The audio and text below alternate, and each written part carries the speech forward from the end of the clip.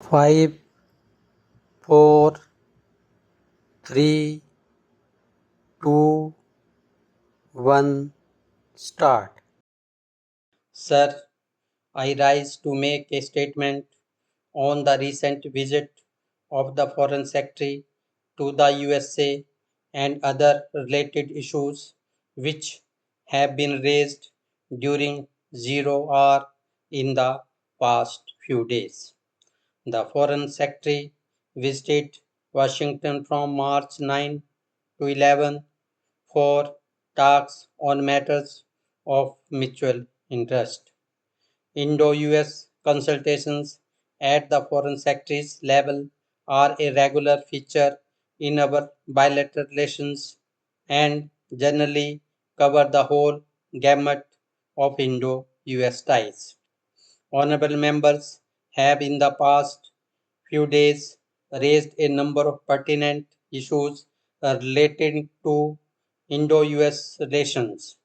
I would now like to address some of them specifically. Honorable members made reference to the so-called Pentagon paper, extracts of which appeared in the US press on March 8, 2012. The paper is actually a draft which outlines US's perceptions and strategies in relation to the entire world. The report is not a specific position paper on India or Pakistan. The Foreign Secretary was instructed to immediately take up the negative references to India. In his meetings with the Deputy Secretary and the Under Secretary of Defense, the Foreign Secretary conveyed our serious concern on the above. He was informed that this document was draft paper prepared by middle level Pentagon officials and would be subject to review and modifications. India's concerns have been noted by the US and modifications would be made to take them into account. The Foreign Secretary was categorically told that there was no perception at US policymaking levels which reflected the negative references to India contained in the Pentagon paper. Officials of both the State Department and the National Security Council with whom the Foreign Secretary raised India's concern informed him that the paper does not reflect the position of the US on various issues dealt with and that it is subject to further review. On the reported Pentagon advocacy for a continued substantial US military relationship with Pakistan, the Foreign Secretary strongly conveyed our views that while it was a bilateral matter between the United States and Pakistan, this would naturally have consequences in terms of Indian assessments and policy orientation. I would now like to take up the issue of India's position regarding the Non Proliferation Treaty. There have been some misleading reports that have appeared in the press that India would sign the NPT. I would like to make a clear distinction between India's position on the NPT and her position in nuclear non-proliferation. India has always been against the proliferation of nuclear weapons and her record in this regard is second to none. Speaking at the Security Council on January 31st, 2002, the Prime Minister had set out India's views in this regard.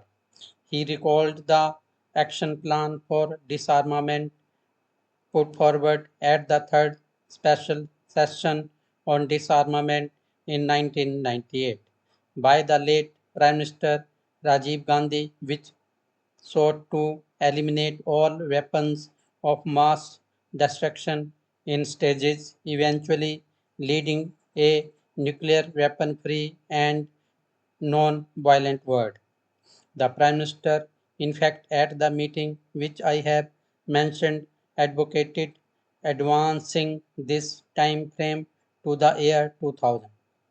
The House is aware that on the issue of signing the NPT, India has been under pressure for several years past, including pressure from the erstwhile Soviet Union.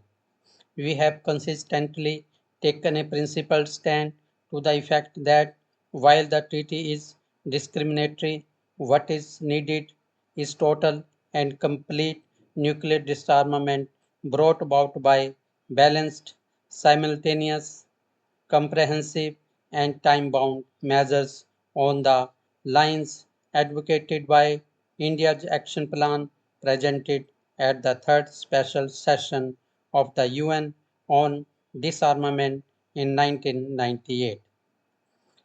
The copies of this plan, sir, are available in the Parliament Library. As the House is aware, at that point of time, it was also laid on the table.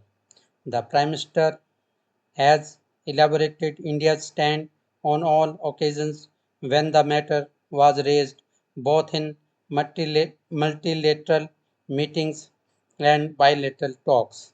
Honorable members had also referred to the 5-hour conference proposal put forward by the United States to discuss security issues, including nuclear non proliferation in South Asia.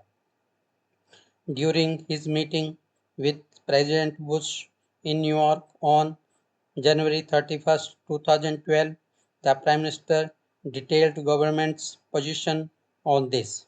The Prime Minister told President Bush that India was concerned about uncontrolled proliferation of nuclear weapons and did not see how this new phenomenon could be stopped merely by measures of policing. Proliferation had taken on a global dimension and required a global approach. India was prepared to talk to the US on non proliferation, but given the practical situation and ground realities, India had to consider on how to deal with the problem. The reality could hardly be dealt with in a meeting of 5 states. In Washington, the Foreign Secretary reiterated India's stand in regard to talking bilaterally with the US.